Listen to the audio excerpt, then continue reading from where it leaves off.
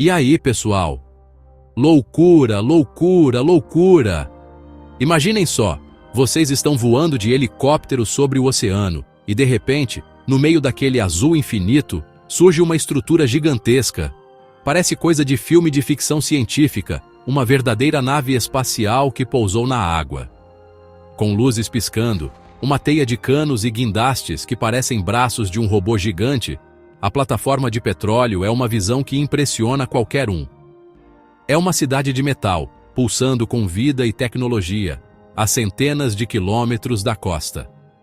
É difícil não pensar na coragem e na inteligência das pessoas que sonharam, planejaram e construíram algo tão monumental no meio do nada. É uma prova do que o ser humano é capaz de fazer quando une forças. Essa primeira impressão é de tirar o fôlego, não é mesmo? A gente olha para aquela estrutura e pensa: como isso veio parar aqui? Parece mágica, mas é pura engenharia, daquela que a gente admira no nosso quadro Lata Velha, só que em uma escala muito, mas muito maior. Essas plataformas são mais do que apenas um local de trabalho. São lares temporários para centenas de trabalhadores, verdadeiros heróis que passam semanas longe de suas famílias para garantir que a energia chegue até a nossa casa. Elas são um símbolo de inovação, uma cidade autossuficiente flutuando sobre águas que podem ter quilômetros de profundidade. É uma das aventuras mais incríveis da engenharia moderna, pode acreditar. A verdade é que cada parafuso, cada solda, cada pedacinho daquela imensa estrutura foi pensado nos mínimos detalhes. Antes mesmo de a primeira peça ser fabricada, uma equipe de mentes brilhantes passou anos estudando o local perfeito no oceano. Eles analisam as correntes marítimas, a força dos ventos, a profundidade da água e, claro, onde está o petróleo. É um trabalho de detetive, usando satélites, navios de pesquisa e sensores super avançados para mapear o fundo do mar. É uma mistura de ciência, tecnologia e uma boa dose de ousadia para decidir o ponto exato onde essa cidade flutuante vai nascer e começar a sua missão. E não pensem que todas são iguais. Existem vários tipos de plataformas e a escolha depende do desafio que o oceano apresenta. Em águas mais rasas, elas podem ter pernas gigantes que se fixam no fundo do mar. Mas o grande desafio está nas águas profundas, onde nascem as plataformas flutuantes. Elas são como navios gigantescos, projetados para ficar parados no mesmo lugar, enfrentando ondas enormes e tempestades, sem sair do ponto. É um feito de engenharia que desafia a lógica, mostrando que, com criatividade e muito cálculo, não há limites para o que podemos construir, mesmo nos lugares mais inóspitos do nosso planeta. Agora que a gente já se impressionou com a visão da plataforma, vamos voltar no tempo. Como essa ideia maluca sai do papel? Tudo começa com uma pergunta simples: onde está o petróleo? Depois que os geólogos encontram uma reserva promissora, começa o trabalho dos engenheiros. Eles são os arquitetos do oceano. O primeiro passo é entender o ambiente. Eles precisam saber tudo sobre o local, a profundidade, a força das ondas, a velocidade dos ventos, se tem furacão na área. É como preparar o terreno para construir uma casa, só que o terreno é o meio do oceano, um lugar que não para quieto um segundo. É uma investigação completa para garantir que o projeto seja seguro e eficiente. Com todos esses dados em mãos, a equipe começa a desenhar a plataforma. E aqui, a tecnologia entra com tudo. Antigamente, tudo era feito em pranchetas gigantes, com desenhos e mais desenhos. Hoje, os engenheiros usam supercomputadores que criam um modelo tridimensional perfeito da plataforma. É como um videogame ultra realista. Eles podem andar pela plataforma, ver cada sala, cada equipamento, antes mesmo de ela existir. Essa tecnologia permite que eles testem tudo virtualmente. Eles simulam as piores tempestades, ondas de 30 metros de altura, ventos de furacão. O computador mostra como a estrutura vai se comportar, onde precisa ser mais forte, onde pode ter um problema. Essas simulações são uma loucura. É como ter uma bola de cristal tecnológica. Os supercomputadores rodam cálculos complexíssimos que levam dias, às vezes semanas, para prever todas as situações possíveis. Eles testam o cansaço do material, a vibração da estrutura, o impacto de uma onda gigante batendo no casco. É um verdadeiro teste de resistência virtual. Isso economiza um tempo e um dinheiro absurdos, porque permite corrigir os erros no computador, e não depois que a plataforma já está sendo construída. É a ciência trabalhando para evitar acidentes e garantir que a vida de todos a bordo esteja segura. Não importa o que a natureza jogue contra eles. E não é só a estrutura principal que é testada. Cada detalhe é analisado. Onde ficarão os dormitórios para o barulho das máquinas não atrapalhar o sono? Onde o refeitório deve ser posicionado para facilitar o acesso de todos? Como os botes salva-vidas podem ser lançados da forma mais rápida e segura possível em uma emergência? Tudo isso é planejado e simulado no computador. O projeto de uma plataforma é um quebra-cabeça gigantesco, e a tecnologia é a ferramenta que ajuda a encaixar todas as peças perfeitamente.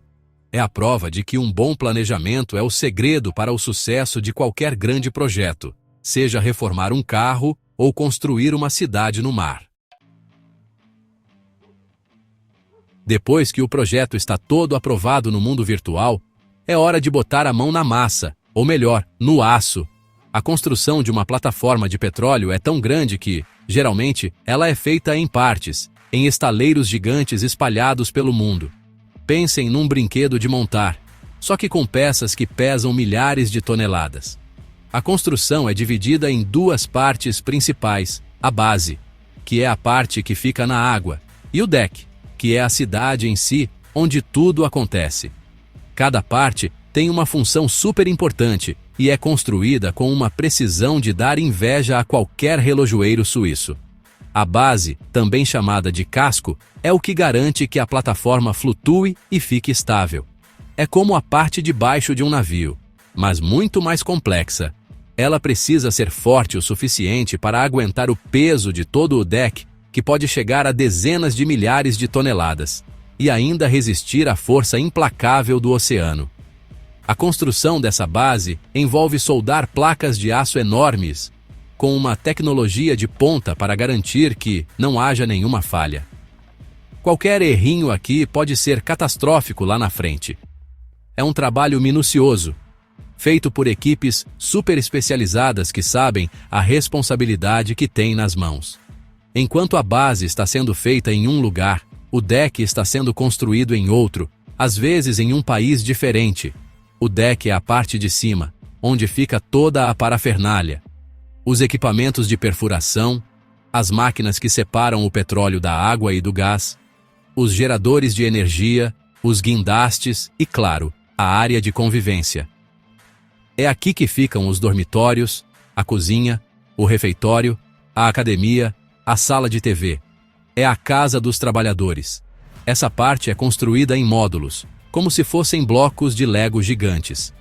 Cada módulo é uma parte da plataforma, que depois será encaixada sobre a base. Quando a base e os módulos do deck estão prontos, chega um dos momentos mais espetaculares da construção, a união das partes. Essa operação é de uma complexidade absurda. Muitas vezes, a base é parcialmente afundada na água, para que o deck, transportado por balsas gigantes, possa ser posicionado exatamente em cima. Então, a água é bombeada para fora da base, que sobe lentamente e se encaixa no deck, com uma precisão milimétrica. É um balé de gigantes de aço que exige um planejamento perfeito e um dia de tempo bom, sem vento e com o mar calmo. É um daqueles momentos em que todo mundo prende a respiração até a operação terminar com sucesso. Com a plataforma finalmente montada, inteirinha, começa uma nova aventura, a viagem até o seu destino final, no meio do oceano. E aí, como se leva um prédio de 30 andares flutuante por milhares de quilômetros? É uma operação logística de deixar qualquer um de queixo caído. Existem duas maneiras principais de fazer isso. Algumas plataformas, especialmente as do tipo FPSO, que parecem um navio petroleiro gigante, têm seus próprios motores e podem navegar sozinhas, como um navio normal. Mas a maioria delas precisa de uma ajudinha. E que ajuda? Elas são rebocadas por navios superpotentes, verdadeiros tratores do mar. A viagem é lenta, muito lenta. Imaginem puxar um iceberg com uma cordinha. É mais ou menos isso. Os rebocadores se movem a uma velocidade de poucos quilômetros por hora, e a jornada pode levar semanas, ou até meses, dependendo da distância. Durante todo o percurso, uma equipe de meteorologistas acompanha o tempo 24 horas por dia, buscando as rotas mais seguras para evitar tempestades e mares agitados. Qualquer onda mais forte pode ser um risco para uma estrutura tão grande e pesada sendo rebocada. É uma viagem que exige paciência, planejamento e um olho constante no céu e no mar. Quando a plataforma finalmente chega ao seu destino, começa outro desafio gigantesco, a ancoragem. Como fazer essa cidade flutuante ficar parada exatamente sobre o ponto onde o petróleo está, a quilômetros de profundidade? Não dá para simplesmente jogar uma âncora, como num barquinho. O sistema de ancoragem é uma das coisas mais incríveis da engenharia offshore. Cabos e correntes de aço super resistentes, que podem ter dezenas de quilômetros de comprimento, são conectados da plataforma até estacas gigantes cravadas no fundo do mar. Cada cabo é tão grosso quanto o tronco de uma árvore e pesa toneladas. A instalação dessas âncoras é uma operação delicada, feita por navios especializados com robôs submarinos controlados remotamente. Esses robôs, chamados de ROVs, são os olhos e as mãos dos engenheiros lá no fundo do oceano. Eles levam os cabos até o fundo, conectam nas estacas e garantem que tudo esteja perfeitamente posicionado. O sistema é projetado para dar uma pequena margem de movimento à plataforma, para que ela possa dançar conforme as ondas e o vento, mas sem nunca sair do lugar. É uma combinação de força bruta e tecnologia de precisão que garante que a plataforma fique segura e estável por décadas.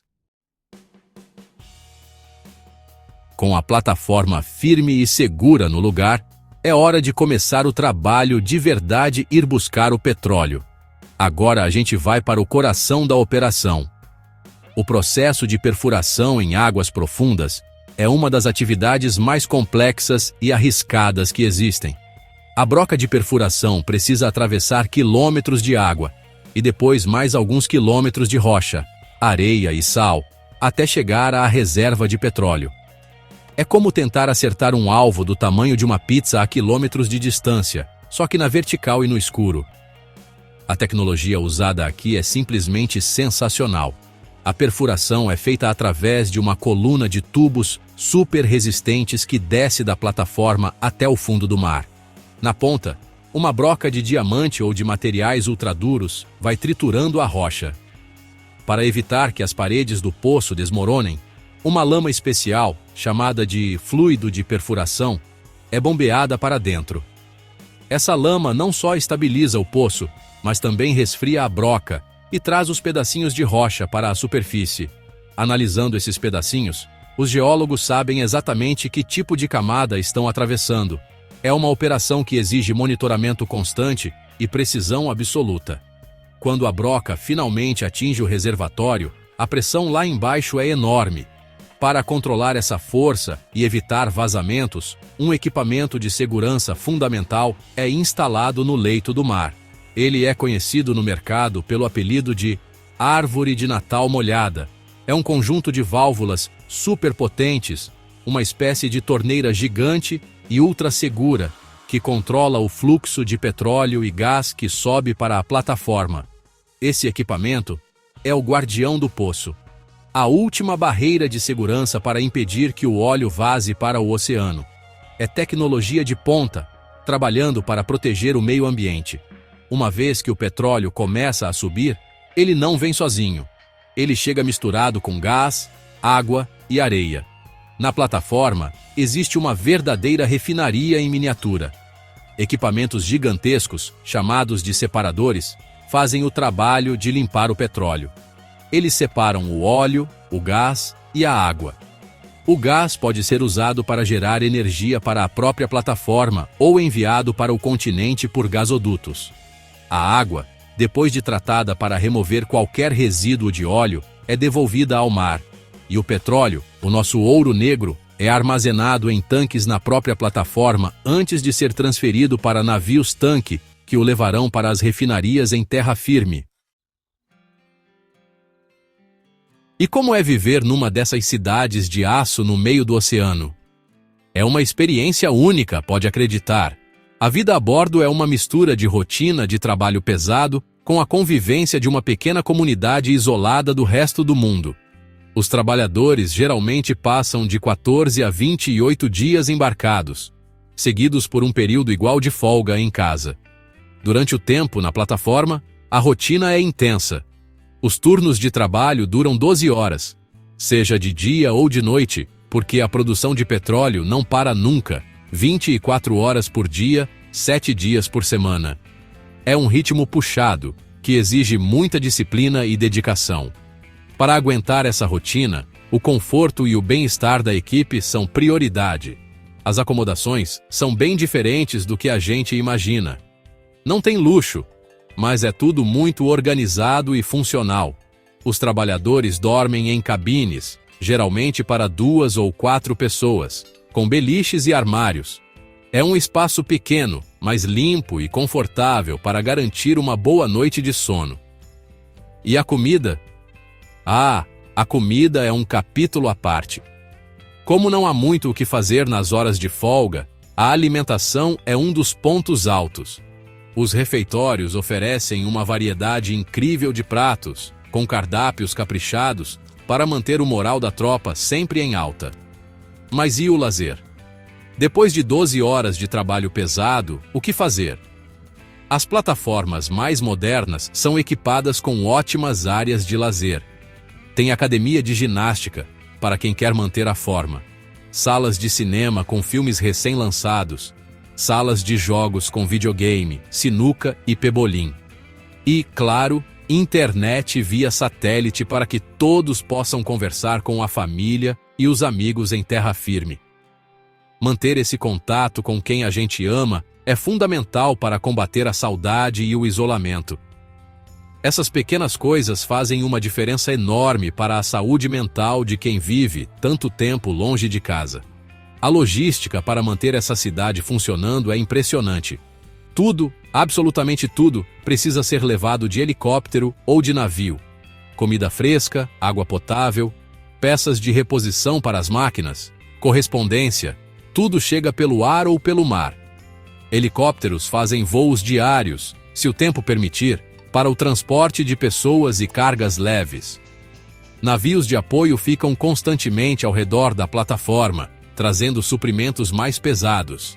É uma operação complexa e cara, que mostra como é desafiador manter uma comunidade viva e produtiva em um dos lugares mais isolados do planeta. Falar de plataforma de petróleo é também falar de segurança. A gente não pode esquecer que essa é uma atividade de altíssimo risco. A história da exploração de petróleo no mar, infelizmente, tem capítulos tristes. Acidentes como o da plataforma Piper Alpha, em 1988, e mais recentemente, o da Deepwater Horizon, em 2010, serviram como um alerta brutal para toda a indústria. Esses desastres mostraram que, quando as coisas dão errado, as consequências podem ser devastadoras, tanto para as vidas humanas quanto para o meio ambiente. Eles foram um divisor de águas, que obrigou as empresas a repensarem completamente suas regras e procedimentos de segurança. Depois da Deepwater Horizon, as regras ficaram muito mais rígidas. Os sistemas de segurança, como aquele conjunto de válvulas no fundo do mar, a árvore de Natal molhada, foram aprimorados e ganharam redundâncias. Isso significa que, se um sistema falhar, existe outro, e mais outro, prontos para entrar em ação. Os treinamentos se tornaram constantes e muito mais rigorosos. Toda a equipe a bordo participa de simulações de emergência toda semana. Abandono de plataforma, combate a incêndio, primeiros socorros. A cultura de segurança mudou. Hoje, qualquer trabalhador tem o direito e o dever de parar uma operação se achar que ela não está segura. A segurança virou a prioridade número 1, acima da produção e do lucro. Mas por que correr todos esses riscos? A resposta está no nosso dia a dia. O petróleo ainda é a principal fonte de energia do mundo. A gasolina do nosso carro, o diesel do caminhão que traz a comida para o supermercado, o querosene do avião, tudo isso vem do petróleo. Mas não é só isso. Olhe ao seu redor. A cadeira de plástico, a embalagem do seu celular, a tinta da parede, muitos remédios, fertilizantes para a agricultura, tecidos sintéticos das nossas roupas. A lista de produtos derivados do petróleo é infinita. Uma única plataforma em águas profundas pode produzir mais de 150 mil barris de óleo por dia. É uma quantidade gigantesca, que move a economia e sustenta o nosso estilo de vida moderno. E o futuro? O futuro, pessoal, é fascinante. A tecnologia não para de evoluir. As novas plataformas já estão sendo projetadas para serem mais eficientes e, principalmente, mais sustentáveis. A grande tendência é a combinação da produção de petróleo com energias renováveis. Já existem projetos de plataformas que usam a energia dos ventos, com turbinas eólicas instaladas na própria estrutura, para alimentar suas operações, reduzindo a queima de gás. A automação também está chegando com força, com robôs e drones fazendo inspeções e reparos em áreas de risco, aumentando a segurança. O objetivo é criar uma nova geração de plataformas que consigam extrair o petróleo que ainda precisamos de forma mais limpa e segura, enquanto caminhamos para um futuro com mais energias verdes. É a tecnologia, mais uma vez, abrindo caminho para um mundo melhor.